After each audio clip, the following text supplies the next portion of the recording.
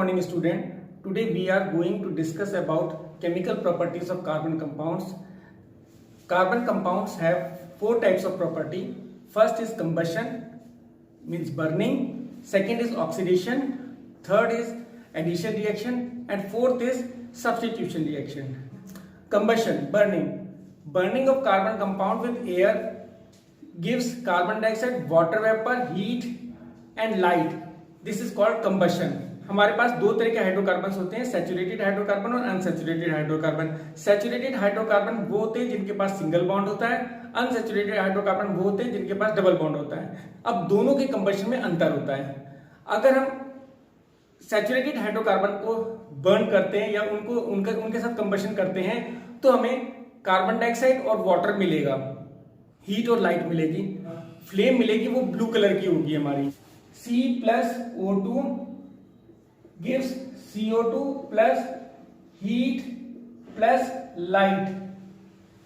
दूसरा अगर हम देखें मीथेन का, मीथेन को अगर हम बर्न करते हैं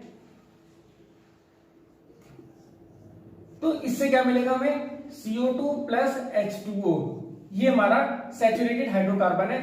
हीट प्लस लाइट हमें इससे मिलती है। घर में जो हम गैस यूज करते हैं उसका नाम है LPG, लिक्विफाइड पेट्रोलियम गैस। तो LPG में हमारे पास होती है ब्यूटेन प्लस आइसोब्यूटेन।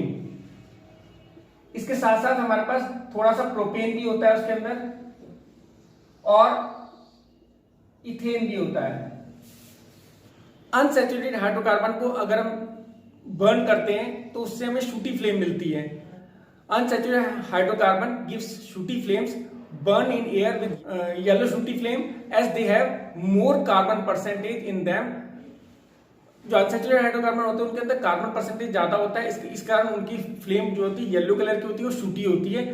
लेकिन अगर उनको भी हम प्योर ऑक्सीजन में अगर हम बर्न करते हैं तो उनसे भी हमें ब्लू फ्लेम मिल सकती है। जैसे कि हमारी ऑक्सीएसिटिलीन गैस है जो कि वेल्डिंग गैस है। इस गैस को एसिटिलीन गैस को अगर हम प्योर ऑक्सीजन में बर्न करते हैं तो ये हमारे मेटल को भी पिघला सकती है, इतनी पावरफुल हो जाती है ये। Acetylene burns the pure oxygen to give oxyacetylene gas which is used to melt metals in welding। अब देखो कंबशन जो होते हैं वो दो तरह के होते हैं, कंप्लीट कंबशन और incomplete combustion. Complete combustion it means compounds burn completely in oxygen two gives carbon dioxide and water. कोई भी हमारा अनसैचुरेटेड हाइड्रोकार्बन है उसमें इनकम्प्लीट कंबशन होता है, यानी पूरी तरह कंबशन नहीं हो पाता। तो इसका क्या नुकसान है? What is the disadvantage of incomplete combustion? It produces shooty flame। ये shooty flame produce करता है which pollute environment। Example हमारा है फॉसल फ्यूल जो होते हैं जैसे LPG और पेट्रोल होते हैं, कोल होते हैं, इनको जलाने पर हमारे क्या मिलता है, oxides of nitrogen and sulphur मिलते हैं जो हमारे एनवायरमेंट को पॉल्यूट करती है। दूसरी चीज है हमारे पास है दे प्रोड्यूसेस लेस हीट, इनके अंदर हीट भी कम मिलती है। एंड ब्लैकन यूटेंसिल, ये यूटेंसिल को भी ब्लैकन कर देते हैं। तीसरी चीज है they produce poisonous gas carbon monoxide. Incomplete burning से हमें कार्बन डाइऑक्साइड की जगह कार्बन मोनोऑक्साइड गैस भी मिल जाती है जो कि बहुत खतरनाक होती है। चौथी चीज हमारी है it block chimney in the factory. Oxidation, addition of oxygen and removal of hydrogen is called oxidation. Oxidising agent provide oxygen for oxidation. किसी भी चीज में ऑक्सीजन का ऐड होना या हाइड्रोजन का रिमूव हो जाना ऑक्सीडेशन कहलाता है। जो सब्सटेंस ऑक्सीजन को प्रोवाइड करते हैं वो हमारे ऑक्सीडाइजिंग एजेंट होते हैं। Conversion of ethanol to ethanoic acid. Ethanol क्या होता है, CH3CH2OH। ये ऑक्सीडेशन करने के लिए हमारे पास ऑक्सीडाइजिंग एजेंट होते हैं, जैसे कि हमारा होता है एल्कलाइन KMnO4, ये कहते हैं पोटेशियम परमैंगनेट। अगर ये नहीं है हमारे पास तो हम एसिडिफाइड K2Cr2O7 लेंगे, पोटेशियम डाइक्रोमेट। तो इससे क्या होगा, एक ऑक्सीजन तो ये हाइड्रोजन के साथ मिलकर वाटर निकाल लेगा, तो ये तो हमारा वाटर मॉलिक्यूल निकल गया।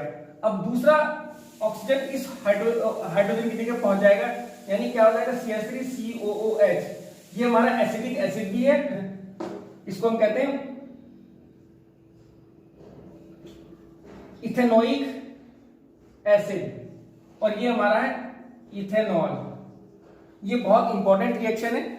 इस रिएक्शन में हमारा जो एल्कलाइन KMnO4 है उसका मतलब होता है KMnO4 प्लस NaOH, जैसे कि नीचे दिख भी रहा होगा तुम्हें। और दूसरा होता है एसिडिफाइड K2Cr2O7, इसका मतलब होता है K2Cr2O7 में हमने H2SO4 भी मिला रखी है। Addition reaction, it is the characteristic property of unsaturated hydrocarbon. Hydrocarbon unsaturated hydrocarbon की कैरेक्टरिस्टिक प्रॉपर्टी होती है जिनमें डबल बॉन्ड और ट्रिपल बॉन्ड होते हैं, वहां पर एडिशन रिएक्शन पाई जाती है। इसका एग्जांपल है हमारा कैटालिटिक हाइड्रोजनेशन। हाइड्रोजनेशन का मतलब क्या होता है? Addition of hydrogen in presence of a catalyst is called catalytic hydrogenation. तो अगर किसी कैटलिस्ट की प्रेजेंस में अगर हमारा हाइड्रोजन ऐड हो रही है किसी कंपाउंड में, अनसैचुरेटेड कंपाउंड में, तो उसको कहते हैं हम कैटालिटिक हाइड्रोजनेशन। कैटलिस्ट क्या होते हैं? Catalyst are the substance that changes the speed of the reaction. For example nickel, platinum, palladium, तो ये तीनों हमारे कैटलिस्ट हैं। इथीन के अंदर अगर हम हाइड्रोजन ऐड करते हैं तो कैटलिस्ट कौन सा यूज होंगे? Nickel, platinum, palladium. तो ये हमारा इससे क्या होगा? ये वाला बॉन्ड टूट जाएगा इथीन का, इथीन। तो यहां पर क्या हो जाएगा? हाइड्रोजन हमारे जुड़ गया और ये बन गया हमारा इथेन। तो ये हमारी होती है एडिशन रिएक्शन, यानी पूरी तरह जुड़ गया। वेजिटेबल ऑयल हमारा अनसैचुरेटेड हाइड्रोकार्बन होता है, इसमें अगर हम हाइड्रोजन ऐड कर दें तो ये हमारा बन जाता है वनस्पति घी। ये हमारा सैचुरेटेड है हाइड्रोकार्बन। क्या है? तो ऑयल और घी में डिफरेंस क्या है वो देखो। पहला, oil it consist of unsaturated hydrocarbon, जबकि घी जो होता है वो सैचुरेटेड हाइड्रोकार्बन है। सेकंड जो है, अनसैचुरेटेड हाइड्रोकार्बन लिक्विड है रूम टेम्परेचर पर, जबकि घी सॉलिड है रूम टेम्परेचर पर।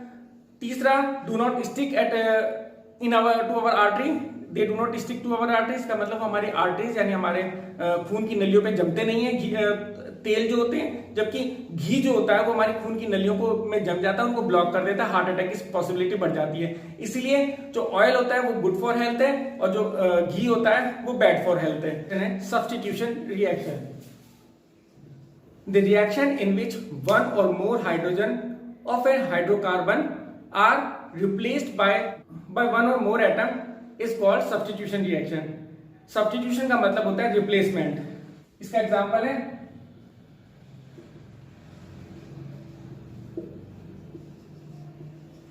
देखो, इथेन हमारा सैचुरेटेड हाइड्रोकार्बन है, तो ये क्लोरीन की रिएक्शन सनलाइट के प्रेजेंस में होती है,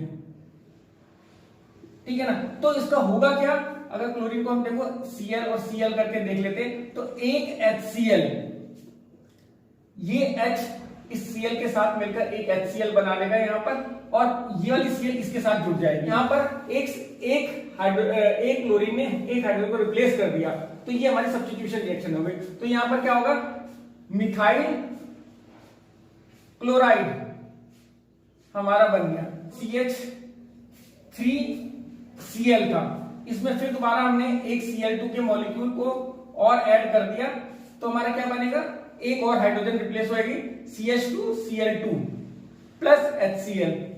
अगर हमने CH2Cl, इसको कहते हैं डाई क्लोरोमीथेन। ऐसे ही अब डाई क्लोरोमीथेन है CH2Cl2, इसमें हमने फिर एक और क्लोरीन का मॉलिक्यूल ऐड करा, तो क्या होगा?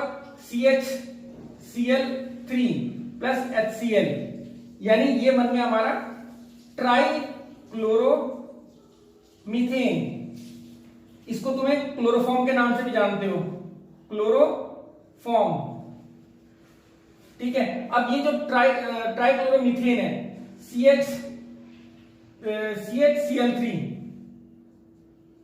इसमें हमने एक और Cl2 हम ऐड करते हैं, तो हमारा क्या बनेगा? CCl4 plus HCl। तो ये हमारा है टेट्राक्लोरोमीथेन। इसके बाद एक और चीज हम बताना चाहेंगे तुम्हें, वो है टेस्ट फॉर अनसैचुरेशन। अगर हमें कोई सैचुरेटेड कार्बन है या अनसैचुरेटेड हाइड्रोकार्बन है, इसको टेस्ट करने के लिए हमें क्या करना पड़ेगा? ब्रोमीन वाटर टेस्ट करते हैं हम।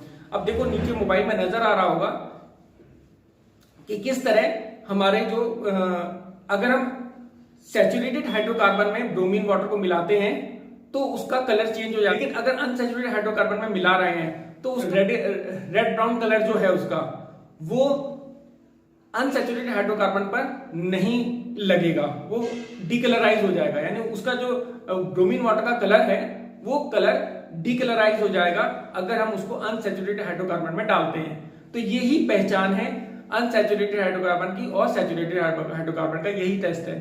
ठीक है, तो उम्मीद है तुम्हें ये वीडियो पसंद आया होगा। Thank you for watching this video. Please like, share and subscribe this channel. Thank you.